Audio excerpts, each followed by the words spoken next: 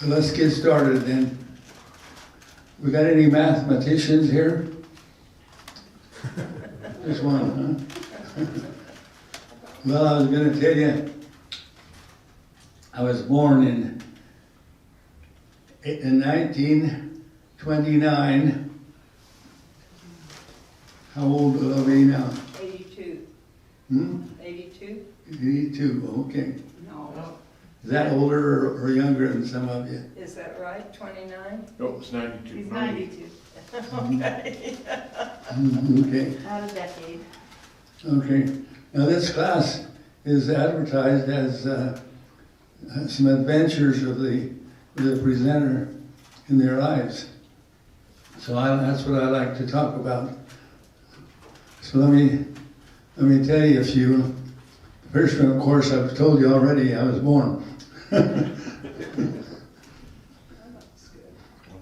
Where were you born? I was born in Salt Lake City, but we didn't stay there too long.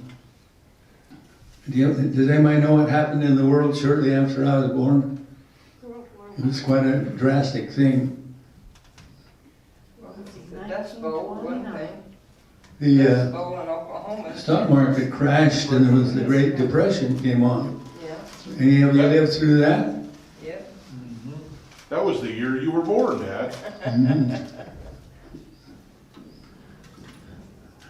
So the first thing that happened in my life had to do with the Depression.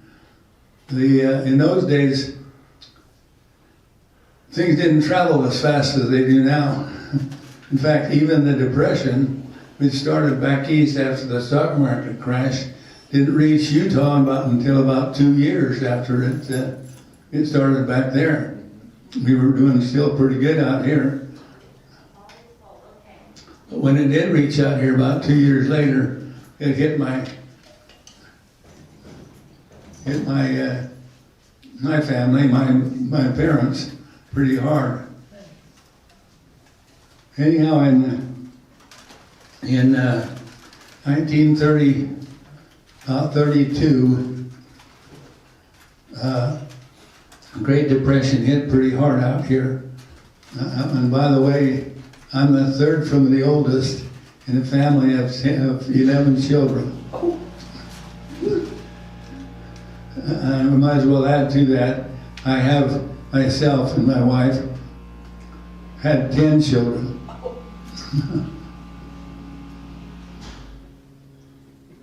And I have 25 grandchildren, or 55, I mean, grandchildren, 55. And when those that I know are coming along, there will be 70 great-grandchildren. Wow. How blessed. How's that? You're a blessed man.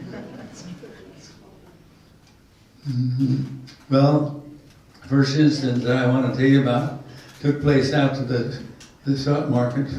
I mean, the Great Depression hit out here in Salt Lake City, is where my family was living at the time. I was about 2.5 years old, of course, and my dad lost his job, and money was pretty scarce for our family. So in order to help out, my mother started making candy and selling it to the stores, the main stores in Salt Lake City, and she made a little money that way. So I don't remember any of this. It's just things that I've been told about, not my early life, so I'm going to start with those. So she was making candy, and I had a little brother who was the baby at that time. He was just 2 years younger than me. Anyhow, she had on the stove, one of those old wood stoves, a pot of boiling sugar. You know what boiling sugar is? Yes. It's hot. It gets a lot hotter than boiling water. Anyhow, one of the processes in making candy is to boil sugar, and then you take a spoon and take a little bit out of it, and you test it to see if it's gradually as it cools. You test it to see what the consistency is and so forth. Well, she was making a pot of candy, my mother, on the stove, and all of a sudden my little brother, who was just 6 months old, started fussing in the other room. So she left the candy boiling on the stove and went to see what was the matter with my little brother. And that was a mistake. We can bet you can guess why. Well, that happened. I pushed the chair up against the stove, and I was going to help my mother out by continuing to work the process that she'd been doing. Only I thought, well, you know, that's kind of a time consumer to dip that little bit of candy out and play with it, you know, until it cools and you can work with it. And so what I did, instead of doing that, I just poked my whole hand down on that candy, on the hot boiling sugar.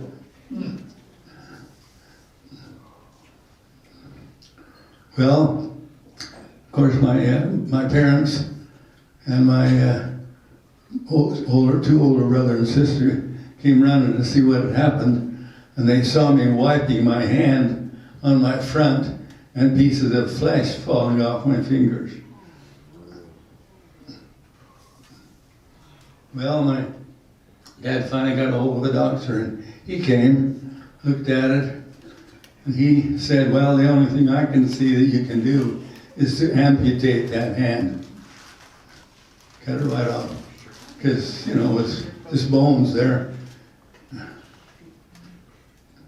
Well, my mother wouldn't let him, thank goodness. Because you can see both my hands.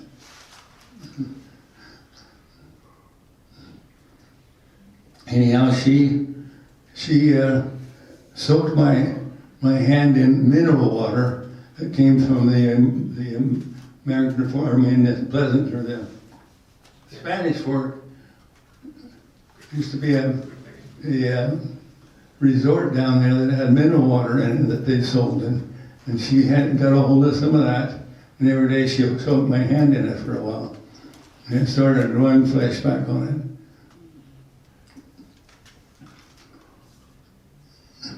So that was, I don't remember this myself. It was just what they've told me.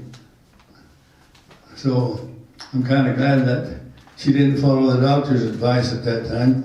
If any of your doctors, I apologize, but Which hand was it? That's my earliest. Which hand was it, Dad? Huh? Which hand? My what? Which hand was it? Your left or right? I don't know. It healed well enough. I still don't know which hand it was. So that's how well it healed. And anyhow, that spring, after we had been there for a while, kind of struggling, it was my parents and us 4 kids. My uncle, one of my uncles, decided to help us move, and we were going to move down to. And we did actually. We moved that stove and a few other possessions down into southeastern Utah, where the government had opened up for what's the word called? Homesteading. Homesteading. Everybody know about homesteading? So we were going to try homesteading down there. My uncle had already had a place that he started, so we set up a place down there after he took us down with that stove, and we set up under a juniper tree, and we were going to homestead. If we had it done, we'd be bean farmers. We'd have been successful. But anyhow, we realized by the time this was in the spring, by the time winter was starting to set in, that we weren't going to make it. And so my dad walked down to Blanding from where we were at, which was south of Moab and next to, what's the city I told you the other day? Monticello. Huh? Monticello. Monticello. And he walked actually 20 miles down to Blanding, which was south of there, to see if he could improve things. And so we were moved. My uncle again helped us. We moved down there, and by the way, on the way down the first trip to Homestead, we found an old army tent. And that old army tent, that was our home. That was our home for quite a few years, in fact. Anyhow, we went down there and set up camp outside of Blanding, and one of the residents of Blanding came out and saw us there. I think we'd been there just one night, and he said, "You can't camp here. This is an Indian campground, and they don't like it." That was a time when the Indians were quite prominent still down in that area. So he offered us a little house in Blanding to live in. And we stayed there for a number of years until actually one of my little sisters was born in that little house. And we started building a house there, and actually we moved into it before it was finished, like they used to be able to do. Don't do that much anymore. I bet most of you have done that, probably, haven't you? But anyhow, we didn't live in it too long until my dad got part of his job back, and so he started moving out to work. He sold plant and seeds for a company called Porter Walton. And they offered him to come back and start selling these things, and then he would actually plant them and design the architecture of the plans for the decoration of the things around homes. And so he got that back. And by the way, we got a cow, an old cow to milk, while we were down there, and my dad didn't have any trouble milking that cow at all. But my mother, my older brother, and myself, three of us had a heck of a time with that old cow. She was a stubborn thing. We didn't get them up half the time because she'd put her foot in the bucket. Anyhow, the next incident that I want to tell you about happened after we finally moved out of Blanding up to Provo. We went through a few things between there. We finally got into Provo, and my older brother and sister started school, and then I finally started school in Provo. And I think when I was in the third grade in South Provo, we lived at that time, by the way, in an old caddy house in a golf course that was in South Provo. Anybody remember that? Nobody remembered that, huh? But anyhow, we lived in an old one-room caddy house down there. And I went to a school that was a number of blocks away, but the kids would usually walk home, except once in a while, one of the neighbors who had a little flatbed truck about the size of a pickup truck, only it was a flatbed truck. You know what those are? They're trucks that are built like bigger trucks, only they're small, and they have wooden sides that have little things that fit down into little pockets. So they have sides on them, but they're not a pickup truck. In fact, the back end is usually left open. Well, sometimes when we didn't walk, we'd catch a ride with him. He came up to school to pick up his kids. So we rode with him. And as we turned one corner, he slowed down, but he didn't stop. And that's the corner that, if we kept going a little bit further, we were home. But he took us about a block further than we needed to go, and so I didn't like that.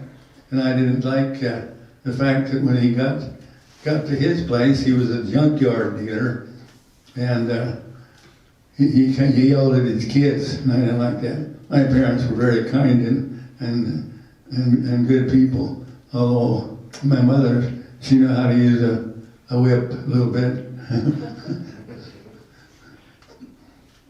So on our way home one day, I was riding in that truck with his kids, and I didn't know too much about physics.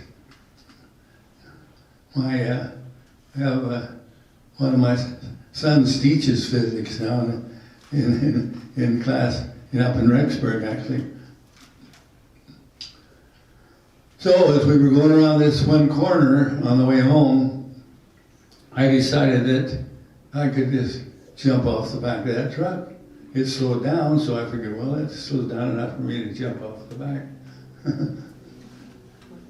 Well, I didn't know enough about physics. Instead of jumping off just right, I jumped off, and as I jumped, my head fell backwards and hit the metal railing along the back of that truck. Big old gash back there in my head. In fact, when you feel it now, you can still feel the crease there where I hit it. Still there. In fact, I guess you'd have to say that probably it should have killed me, but it didn't for some reason.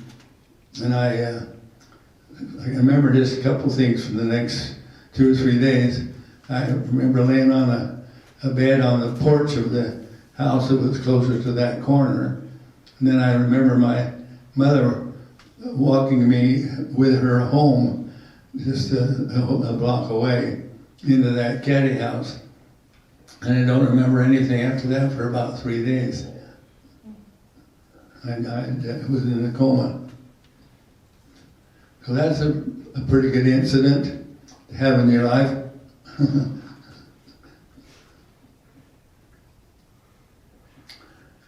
The next instances, I guess, I'll tell you about are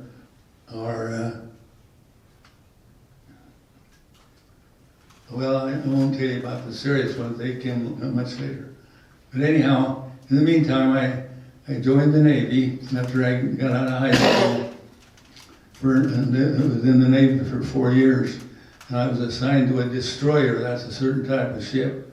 And our ship was stationed at the time in a port in the Philippines. Anybody know where the Philippines are? Yes. And our duty was to patrol between Formosa or Taiwan, I think you guys know it as, and China, and see that the leader of Formosa didn't try to invade back into China. His name was Chiang Kai-shek. What I found out later was that it was just the opposite. No, I mean, that was the thing. We were told that we were there to keep China from invading Formosa. But it really was just the opposite. Because Chiang Kai-shek wanted to invade back into China. But anyhow, one Sunday while we were stationed in that port in the Philippines, I was a radio operator, is what I was in the Navy. And we had we about 7 or 8 of us ran a radio shack, and there had to be somebody in that radio shack 24 hours a day, because we got messages from a station that was called a Fox station. Now there were about 6 or 8 of these Fox stations set up around the world, and every unit of the Navy had to copy those 24/7. Because that's where the messages came from the government and from various important people and so forth to people. They broadcast in in Morse code, by the way. Anyhow, that one Sunday, all the other radiomen said, "Oh, well, we want to go ashore on a Sunday," and you know, like people do, like sailors do, and have a good time. Go to church. So I said, "Well,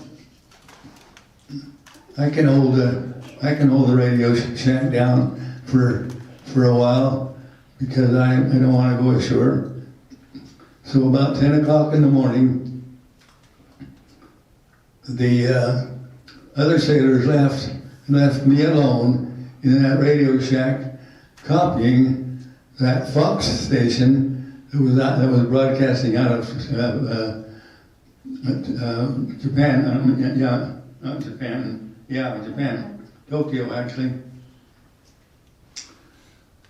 You had to copy for 24 hours, but at that time on a Sunday, and it was a nice, calm, no wars or anything going on around, very close at least. And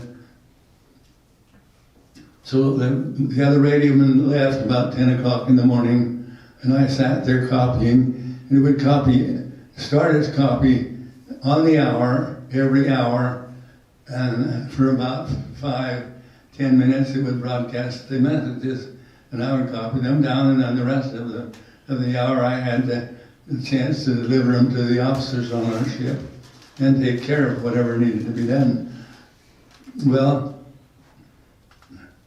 about 2 o'clock in the afternoon, that radio station started broadcasting, and it didn't stop. It would run 5 or 10 minutes like it usually had done. Well, that began to worry me. What's going on in the world? I knew it was something serious. The code or the messages that told me what was going on were in a special code. There were just 5 letters and a space, 5 letters and a space, and it took an officer at a machine to interpret those to tell what was going on. But some of them were messages from Washington, D.C. and other places around the world.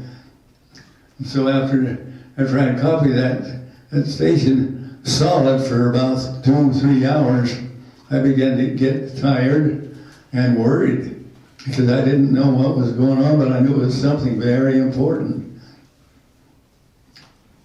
Well, I started praying. I prayed pretty hard, actually. I needed some help. I was getting tired, and I knew that something important was going on in the world. And one of the older radio men that knew how to copy better than I did, he decided to come ashore. He wasn't having any fun on shore, I guess.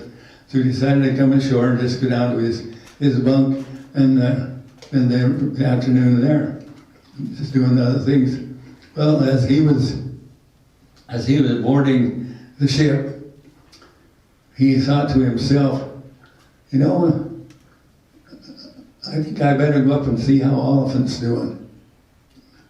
So my prayers were answered. He came up, I turned over the copying to him, and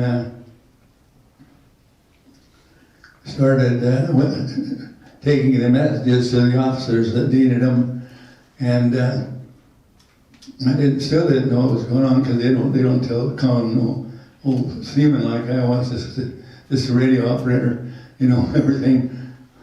But the next morning, we left the Philippines and went up to Okinawa. That's the southernmost island of Japan, and picked up General Douglas MacArthur. Any of you know who he was? And we took him to the island of Formosa, or Taiwan, to talk to Chiang Kai-shek, who was still there, to get his help. When China finally ended the First World War, Chiang Kai-shek, who moved to Taiwan, didn't like us because we didn't help him out in the civil war that went on in China after the First World War. And so General Douglas MacArthur wanted to go there to see if he could talk him into helping us with what was going on in the world. Now, General Douglas MacArthur, in case you don't know, was the top-ranking military man in all of the Far East. There was nobody military higher. He was in the Army, of course, he was a Navy man, but he was the top guy. So we went up and picked him up, took him to the island of Formosa, and he spent 3 days there. And that was a kind of a fun time for us, because we got to, for the 3 days, a third of the ship's crew was allowed to go on a little tour of the capital, which was about 5-10 miles away on a bus, and then look around and see what was going on. That was kind of fun. But what was interesting was that the radio shack where we worked was in the same hallway. They call them passenger ways on the ship, as the place where General Douglas MacArthur was staying, which was actually the captain's quarters. So we had to pass him quite often in the hall. General Douglas MacArthur. The business in Formosa was taken care of, and I don't know where we took General Douglas MacArthur after that, but he was off our ship, and we formed a flotilla. That's a group of ships which were heading up to Korea to help in that situation that was going on. In fact, the North Koreans moved so fast that there was just a very small part of South Korea that hadn't been taken over by them. And so our ship went with this flotilla, and we didn't know what to expect. We didn't know whether North Korea had airplanes or ships or what. So it was a pretty scary trip up there. But when we got up there and found out what was going on, that the North Koreans didn't have any airplanes, they didn't have any ships. They had very little except the land army. And this land army had moved pretty fast into South Korea. Anyhow, there's a lot of things that was kind of interesting about that port. We didn't go to the port that was still open. We went to another port, which the North Koreans had taken over, but they had moved most of their men out of there because they were still on the way. And so we went up there to that port, and actually it was the capital, the former capital of South Korea. It was right near it. It was the port for that city. And that was an interesting period of time. Was fighting, or we didn't do any fighting on the ship, of course, except for one time. We spent the whole time that the Korean War was going on, traveling around the coasts of North and South Korea to see what was going on and keep track of things. And one time we were assigned to use our guns, our big guns, to take out a gun that was on the shore. Our big guns are 5-inch guns. They had a big shell that was 5 inches around and about 20 inches or more, 30 inches long. Those guns would shoot about 20 miles. So they were pretty good guns. The bigger ships could shoot further than that with their bigger guns. But anyhow, we were shooting at these guns that were on the shore in North Korea, trying to get rid of them because they were causing some troubles and problems with the people on the shore and so forth. So we were there shooting about 20 miles from the shore, and all of a sudden, out beyond us, from the shore, we saw a big splash in the water. That was fine. You know, we saw a splash in the water once in a while. But about 2 or 3 minutes later, the same kind of a splash hit us this little ways, about 100 feet or so, on the other side of our ship. Well, what did that mean? They're trying to hit you. They're just lining up the sides. That meant that the next splash would have been, if we were still there, right on us. Well, our captain was up on the deck that ran the ship, and he said, "Full speed ahead, right full rudder." And so we got out of there as fast as you could go. So the next shell didn't hit us, thank goodness. So that saved my life right there, and a bunch of other people too who was on that ship.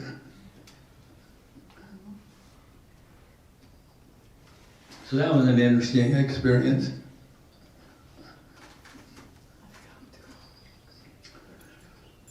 Let's see, what else experiences shall I tell you about? Tell them after the Navy. What'd you do after? Any time in my life. No, just right after the Navy. How you met Mom. Oh yeah, this is an interesting experience.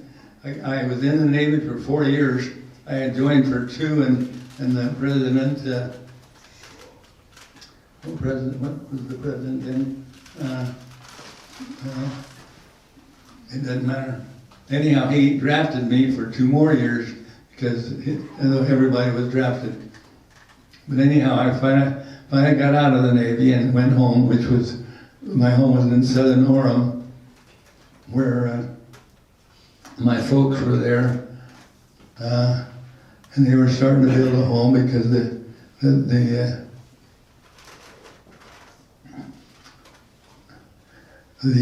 war was over, of course, and the World War II, that is. So I got home about, it was early in June. It was, I think, 1st or 2nd in June. And at the time, I had visiting my home a cousin who lived up in Bremerton, Washington. Anybody know where Bremerton, Washington is? Yes. You do, huh? Good. It's right across the Sound, which is a big body of water up there, an inland body of water that comes off the sea from Seattle. It was just kind of a little village at that time. Anyhow, I rode back with my cousin. We stayed at their place that night, and in those days, a family only had one car, family car. So that next day, my cousin's wife took him to work, and of course that evening she had to go pick him up. She wanted to know if I wanted to go with her to see Bremerton. And so I said yes, and we went. And we parked at a little parking spot, and there was a 1-story building there, which this kind of a simple door coming out of it. And after we parked in this parking space, here my cousin came out of that door, and we changed around in the car. I went into the back seat, and he got in the driver's seat, and his wife moved over to the passenger seat. And we were just about ready to pull away, and that same door opened. And here came out a beautiful young lady. And so apparently my cousin knew her. He asked her if she wanted to ride home. So he had apparently done that before. And she said yes.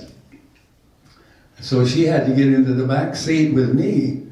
And as she was getting into the seat, I hadn't known her for more than, not even 30 seconds. That was about the length of time I had known her.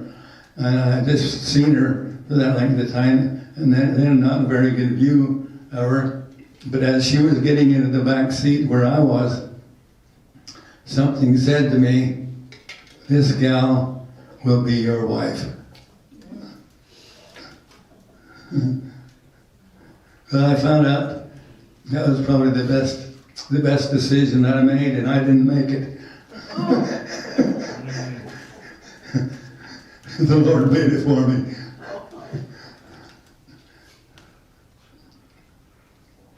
So that was one of the most important events in my life, probably when I met her, and this was in June, about, and that fall, I was kind of a scared little sailor. I didn't date much, and I actually was afraid to ask her for a date, but it worked out that I was kind of forced to meet with her. She came to church, and my cousin had some siblings up there, and they had doings that they invited us both to, and so forth. But we got well enough that I was brave enough to ask her for a date.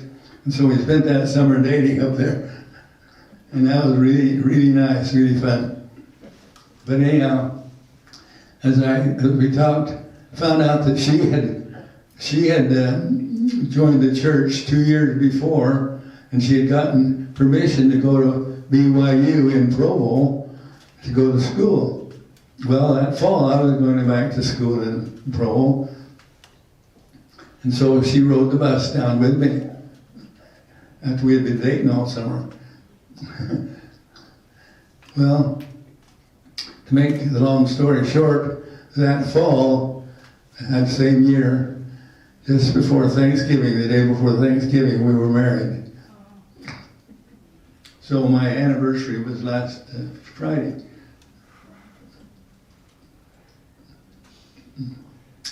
And that was, like I say, probably the most important decision that I made in my life, and I didn't make it. The Lord made it for me. She was a wonderful woman, great woman. She was very smart. She worked very, very knowledgeable of money. In fact, I turned out my job in the world was teaching school, and I don't really any of you know about teaching school, but it doesn't pay too well. But because she knew how to handle money, we raised 10 kids on my school teacher's salary. And we also invested some money, and today my investments, and it costs quite a bit to stay here, by the way, my investments, this use up what's the income from those investments. So she was a very good gal to marry. Pretty good gal. She died 10 years ago, by the way. So I haven't had her blessings for that long now. What did you teach in school? What's that? What did you teach in school? What did I teach in school? I taught mostly history, some geography, and some English. And what's so funny is that when I was going through college, I didn't take a geography class. Never took one. I took all the history classes, and very few of their English classes. But the way I learned geography was when I was in the Navy. Every conning the main place where they drove the ship from had a big cabinet in it that was about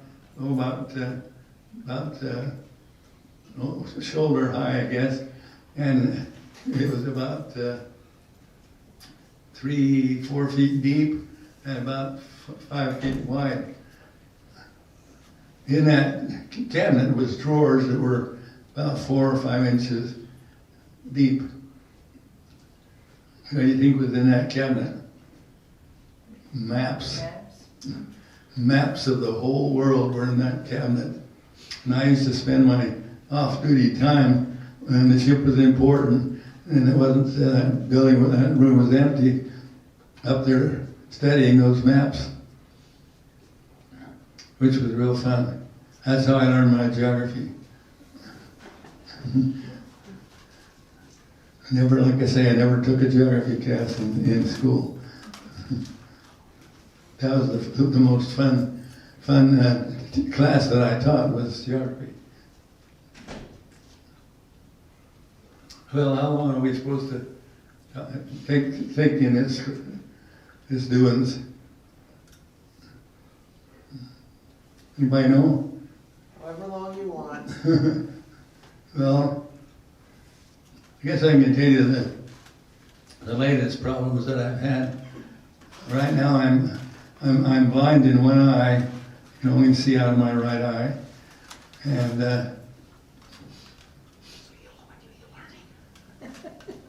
almost a year ago, the 2 days before Christmas, I fell because when you're blind in one eye, your distance perspective is off. You don't know how far away things are. And so I was able to get around then by just pushing one of these walkers. I've seen some of you people pushing them around. And that was pretty nice, and I could take care of myself, basically. And I was in the kitchen, just cleaning up from a meal, and I reached for the handle of the door of the refrigerator to give me support to get back and get the what do you call those? The things that I pushed, the walkers. The walkers were too big to fit in the kitchen with me, and I had to kind of hold on to things as I turned around and got to it. Well, my distance was off. I didn't get to the handle. So I fell, and I lived in the basement on a cement floor. I fell right smack straight down on my rear end, and as I went down, the stove that we had was a gas stove.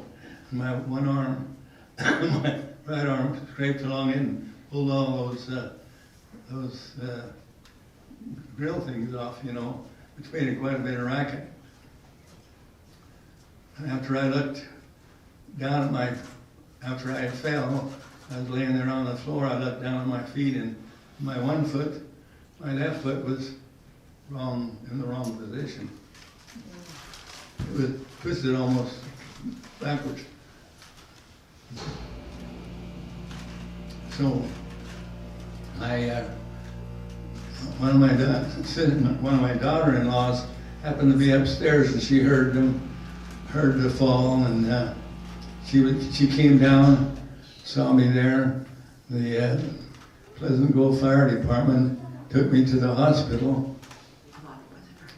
and the day before Christmas, they operated on me and fixed the bone, the biggest bone in your body, broke at the worst place it could break. And that's why I'm in a wheelchair today. The bone healed fine, but the results of all that time that you were off of using it and so forth kind of ruined my ability to get around and so forth. And it's ruined my depth perception, so I have to be pretty careful when I'm trying to see things. I've got some glasses that give me view in this one eye. The glasses are those 3 lens glasses. Some of you know about those. The long distance lens, I can see, and that's why I'm wearing them today, because you guys are a little ways away from me, and I can see you better with them on. When I'm working around the house, they don't work, so I have them off, but when I'm trying to do things at the table and so forth, I can't see very well, and sometimes it makes it pretty hard to get your lunch and various things. But I have to be in a wheelchair. I can't stand up for very long unless I'm holding on to something. And then it's only a few minutes. Well, does anybody have any questions they want to ask me? Yes? Will you repeat your name again? We tend to forget them. Okay, Roland Oliphant. Oliphant, what nationality is that? What's that? What nationality is Oliphant? Roland is, well, my ancestors came from Scotland, when you go back far enough. But Roland, my name was Roland and my wife's name was Yvonne, and both those names are French. They're French names. Any other questions anybody has?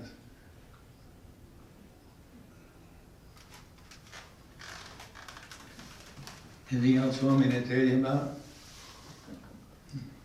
What would you like to tell us about?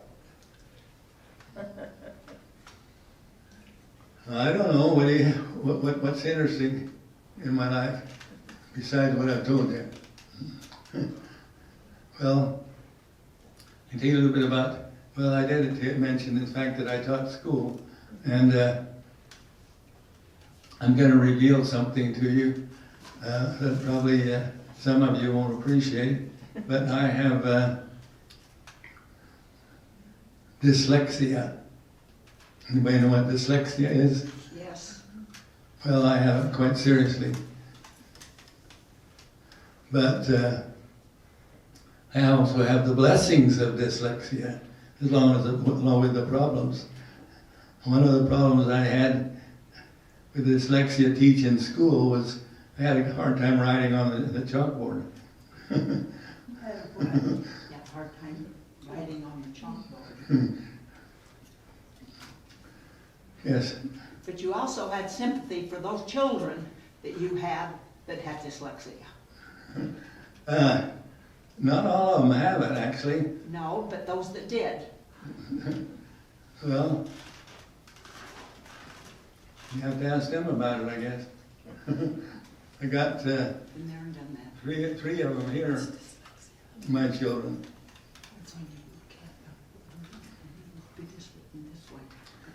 The gift of dyslexia, by the way, I'll tell you a little bit about it. Most people that do have dyslexia also have another quality or ability that's very unusual from most people. Some of the great athletes are dyslexic. Einstein was dyslexic. Did you know that? No. He had all kinds of trouble in school. They didn't like him in school at all. A number of other great people were dyslexic. So, but the trouble is, when I was going through school, and in the grade school and so forth, I thought I was stupid, because that's all I got from the school system and so forth. So it made it a pretty hard life for me. Yes. In fact, I didn't find out that I wasn't dyslexic until, it was about 10 years ago, I guess, or so. I mean, that I had dyslexia, but I also had the gift of dyslexia. And I wasn't stupid after all. I was kind of smart, actually.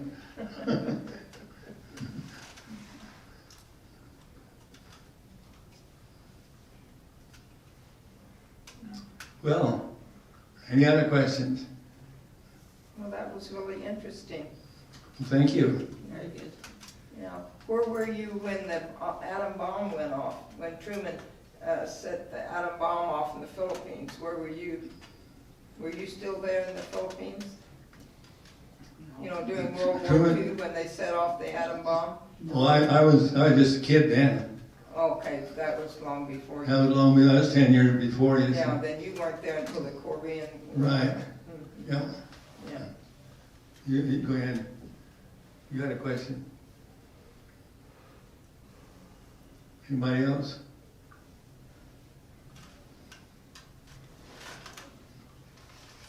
Anything else, guys?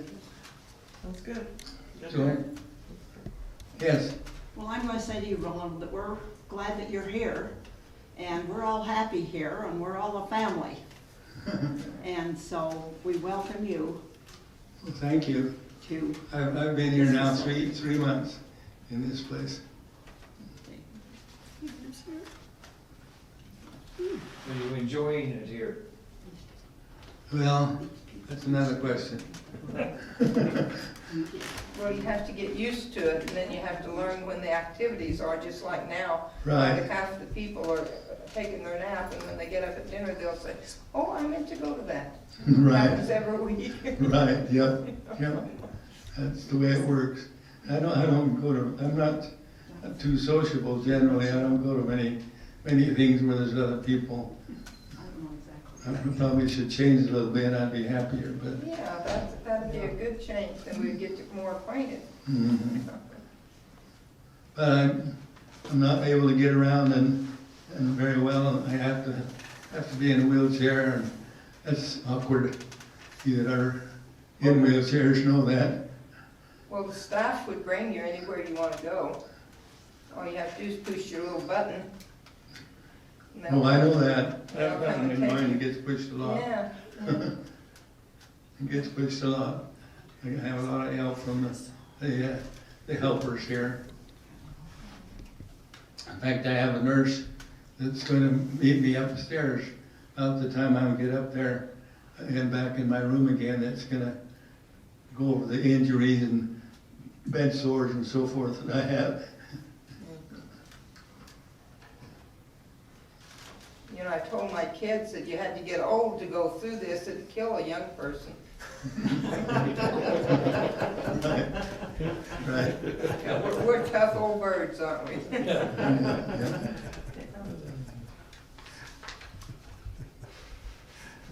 Okay. Well, anything else anybody wants to know? Can you sing a song to us? Huh? Can you sing us a song that you like? Music doesn't do too much for me. Actually, my my 7 sons, every one of them married real gifted musicians. Every one of them did. I have 3 daughters, and they're partially gifted musicians. They're not real good, but they can play a few instruments and so forth. Do you have a favorite song you like? I like the church songs. That's the ones I like most. Which one is the most, or one just comes to your mind now? Oh, there's a number of them, but